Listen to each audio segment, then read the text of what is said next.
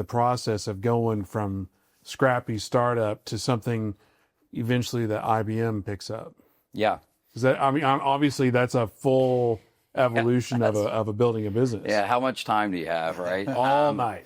Yeah. I think that you do that one step at a time, right? And a few leaps here and there, right? And so I think that, you start by surviving. When you're a bootstrap startup, your first mission is to survive, right? Like if you die on the vine, then, you never have a chance to get started. So I think it goes from surviving to then like, let's get some sort of team and let's see if we can start to get a flywheel turning, to then getting some sort of like real structure in place, some real organizational structure in place that can actually support and facilitate growth into something much bigger. If you look at the journey, I'd say that you go from that survival of like two people really where we didn't even know what the hell we were doing to then starting to understand it, seeing the big opportunity really, making those first few hires, delivering great work for your early clients. I think that's really how we built our business, was doing what we say we were going to do, really business fundamentals, right? Let's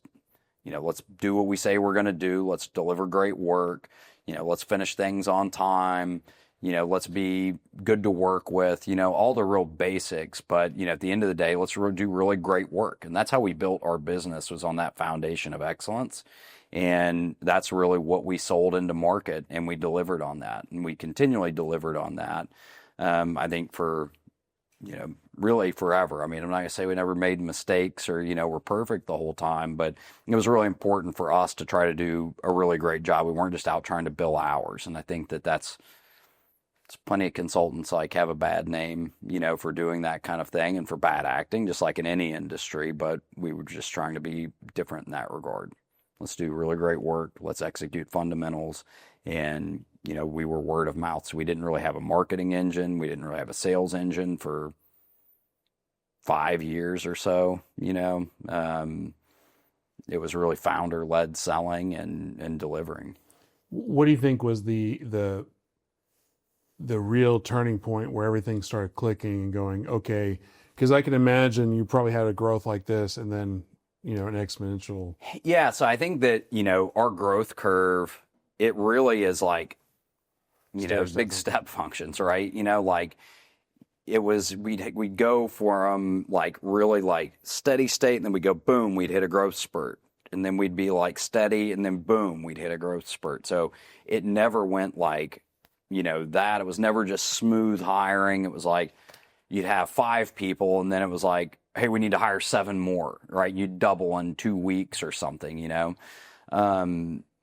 And I think that was just, when you're small, like it's easy to see how it can happen, right? It's like we've got one project and we need 3 people to do that. We landed another project, we need 4 more. Oh, your company just doubled, right? As you hit scale, that becomes a lot harder. But I think there were several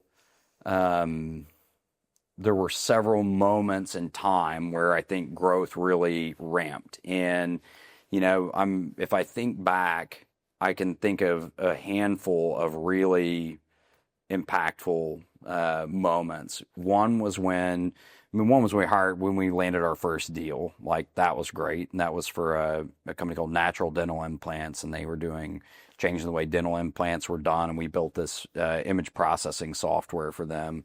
That was really neat stuff. Still, it's one of the more interesting things we ever did. We landed our first big corporate deal. That was probably in 2013 or so. We launched a couple other companies out of Dialexa, out of a thing called Dialexa Labs, which was essentially an internal R&D unit and incubator. That really opened a lot of doors for us because we got a lot of attention for those companies. We spun them out as separate ventures, got venture funding around those, got a lot of publicity around them. That opened up doors. We had never done anything in automotive, and we launched an automotive technology company, and that all of a sudden, like, you've established credibility in that space. You've got a really hot startup that came out of there. Clearly you have, some sort of knowledge base that you can, do some things in that world, right? I think then, after that, like, I think that we tried to really understand, like, how do we go from this, that's probably 30, 35, 40 people, around that time. And then we tried to like go charge the hill. I used to, say this was like, in about 2015, like through 2015, really the consulting firm, we thought we'll just use this as like a means to like make a living and fund these startups we're going to spin out. And we really figured out like, no, there's really a big opportunity in the market. This product engineering space is going to take off. Like it was pretty obvious to us, and like we're doing quite well, and we've taken no funding. We've really not tried to ramp up a sales and marketing engine. We've been feeding everything we're making, just to be able to actually pay ourselves and our team, and then to spin out these other companies. But we've really got something here. Like we need to try to scale that. And so my business partner around 2014, 2015, stepped aside as co-CEO with me and went to run the automotive technology company called Vinley that we spun out. And what I realized was that we had a lot of like startup people, a lot of product people. We did not have a lot of internal consulting knowledge. And so to me, I thought... What does that mean? So if you think of your Bains, your BCGs, your McKinseys of the world, your Accentures, your IBMs, whomever, their whole giant businesses focused around consulting. Like pretty much nobody at our company had ever done consulting before, and we were about 40 people at that point, right?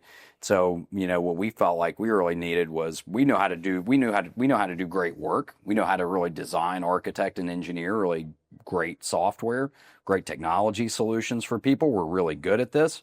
We still don't really know how to really run a consulting business terribly well, right? And we don't know how to like really run accounts inside of these big businesses, and that's, we started and we did a lot of early stage companies like early on, because that was pretty obvious, like why they needed somebody who had like domain expertise in a certain industry, but they were not, let's say it was, you're an expert in, car dealerships, and you've got an idea for some software around car dealerships that you think is going to change the world, but you've never built software before.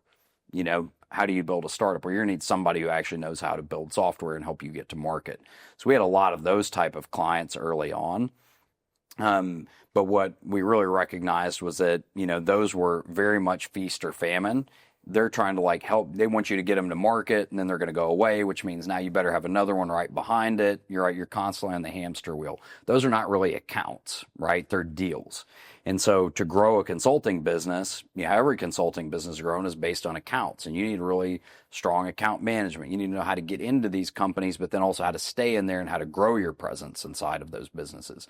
There's a lot of consulting fundamentals around that. And that's the thing that we didn't really understand very well. We didn't have experience in that.